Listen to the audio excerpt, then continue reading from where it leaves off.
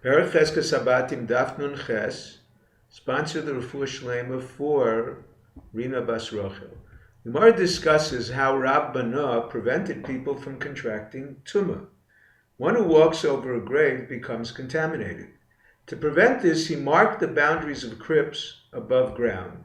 He was permitted to enter even the grave of Avraham Avinu for this purpose, but not the grave of Adam Rishon. A heavenly voice declared he cannot gaze at the image Hashem designed for man. He did see his feet that shone like two suns. Determining the dimension of his crypt is based on two opinions, how Maras HaMachpelah was designed. One opinion holds it was 2 stories. Heavenly voice declared the dimensions of the ground level where Adam was buried was the same as the above where Avraham Avinu was buried. According to the other opinion, it was an inner and outer cave. There also crypts were the same dimension. The Gemara describes the beauty of some of our great personalities. Ultimately, the radiance of the Shekhinah superseded all physical beauty. However, all physical beauty paled in Adam's presence. Even Chava appeared as a monkey in his presence. Sarah, who all in her presence appeared like a monkey, also appeared like a monkey in Chava's presence. Yaakov Avinu had the closest resemblance to Adam Arishon. Those in later generations who had a similar appearance were Rabbi Avo, and Rav Kahana. Rabbana interprets a mysterious will. A father claimed to bequeath one son a barrel of earth. He interpreted it as referring to his property. He left another son a barrel of bones. He interpreted it as referring to his animals. He left another son a barrel of cotton. He interpreted it as referring to quilts. Rabbana decides who is a legitimate son and heir of a father who raised 10 sons.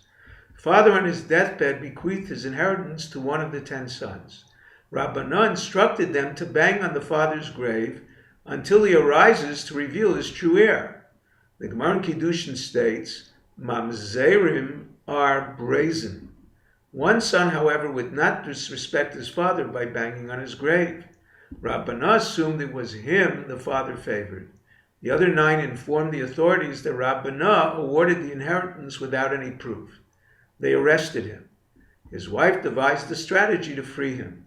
She presented the Gentile judges with facts of a case no one was able to interpret except Rabbana, who they released to judge on their behalf.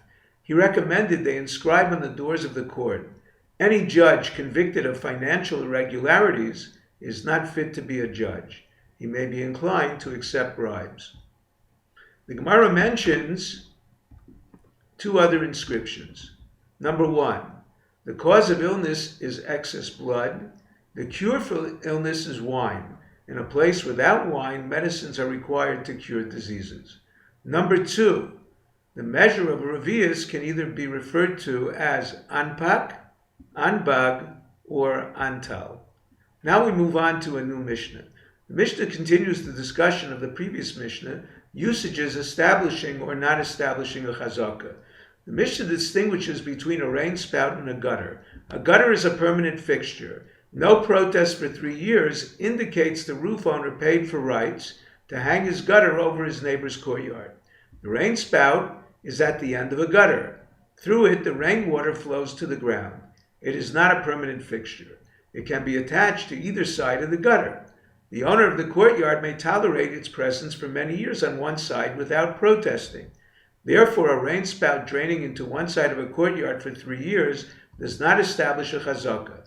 However, the Mishnah states its place does establish a chazaka. The Gemara interprets this in 3 ways. Number 1, Rabbi Yehuda Amar Shmuel explains a rain spout presence is permanent.